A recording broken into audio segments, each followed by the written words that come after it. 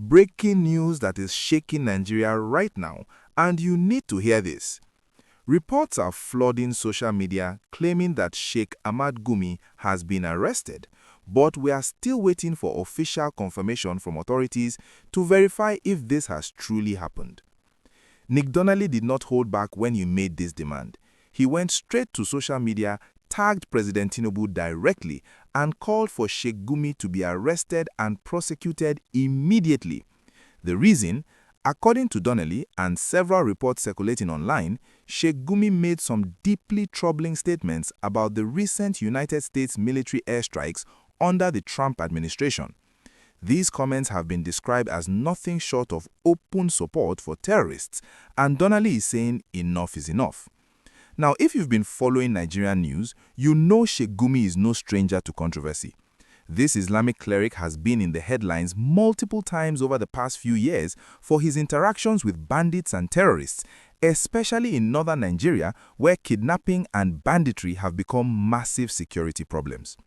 While some people argue that Gumi is trying to mediate peace by talking to these criminals, many others, including security experts and concerned citizens, believe he has crossed the line from mediation into what looks like sympathizing with terrorists.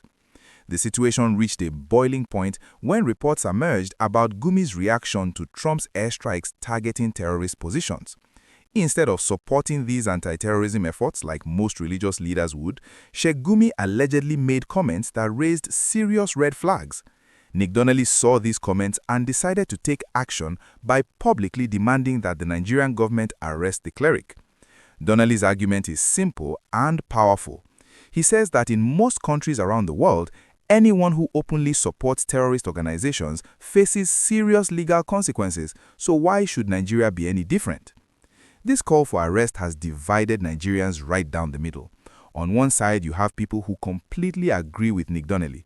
These Nigerians have been saying for years that Sheikh Gumi has been given too much freedom to say and do things that would land anyone else in serious legal trouble.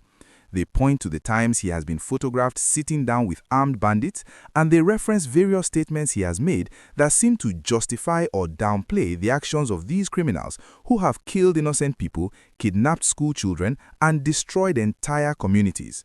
For these Nigerians, this call for arrest is long overdue, and they are praying that President Tinubu will finally take decisive action. On the other side, you have Sheikh Gumi's defenders who see him as someone genuinely trying to bring peace through dialogue. These people argue that you cannot negotiate with bandits without actually talking to them, and they believe Gumi's unconventional approach is motivated by a sincere desire to save lives and end violence.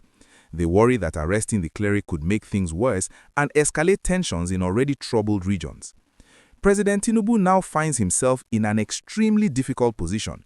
If he orders Gumi's arrest, he risks serious backlash from certain segments of the northern Muslim community who view the cleric as an important religious figure. But if he does nothing, he faces harsh criticism from those who believe the government is not serious about fighting terrorism and is allowing some people to operate above the law because of their religious or political connections. This is the kind of tough decision that tests any leader's commitment to justice and national security.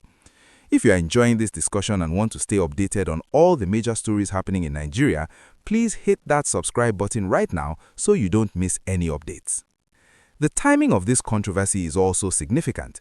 It comes when Tinubu's administration is facing intense pressure to address Nigeria's security challenges.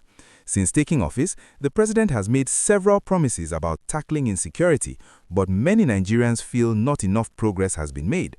Kidnappings continue, communities are still under attack, and people are living in fear.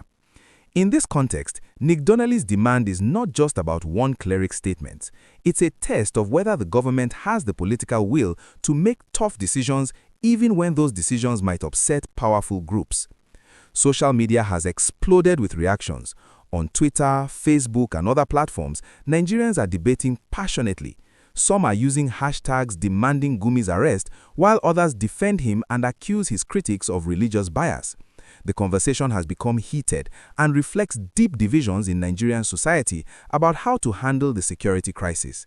People are asking why Sheikh Gumi seems to enjoy protection that ordinary citizens do not have, while others warn that arresting religious leaders could set a dangerous precedent. There are also serious questions about what specific laws Sheikh Gumi might have violated. Nigeria has laws against terrorism, incitement to violence, and providing support to terrorist organizations. If authorities decide to move against him, they would need to build a solid legal case with clear evidence. Simply making controversial statements, while offensive to many, might not be enough for a conviction unless those statements directly supported terrorism or incited violence. This is where the legal complexity comes in and why any arrest would need to be handled carefully. Donnelly's voice carries weight internationally because he has a significant following among Catholics and Christians worldwide. His public demand has brought international attention to how Nigeria handles terrorism and security issues. Some observers are watching to see whether the Nigerian government will respond to this pressure or dismiss it as foreign interference. The international dimension matters because countries partnering with Nigeria in fighting terrorism want to see serious commitment to addressing terrorism's root causes and enablers. What makes this even more interesting is how it highlights the complex role religious leaders play in Nigeria's security situation. The country is fighting multiple battles, with Boko Haram in the northeast, bandits in the northwest, and various other threats nationwide. Religious and traditional leaders have enormous influence over their communities. Their words can either calm tensions or inflame them. When a prominent figure appears to sympathize with terrorists or criticizes legitimate anti-terrorism efforts, it complicates everything and sends confusing messages. So, what do you think about all of this? Should Sheikh Gumi be arrested as Donnelly demands, or is the cleric being unfairly targeted? Drop your thoughts in the comments and let's have a respectful discussion. This story is developing and we'll keep following it closely to bring you every update as it happens.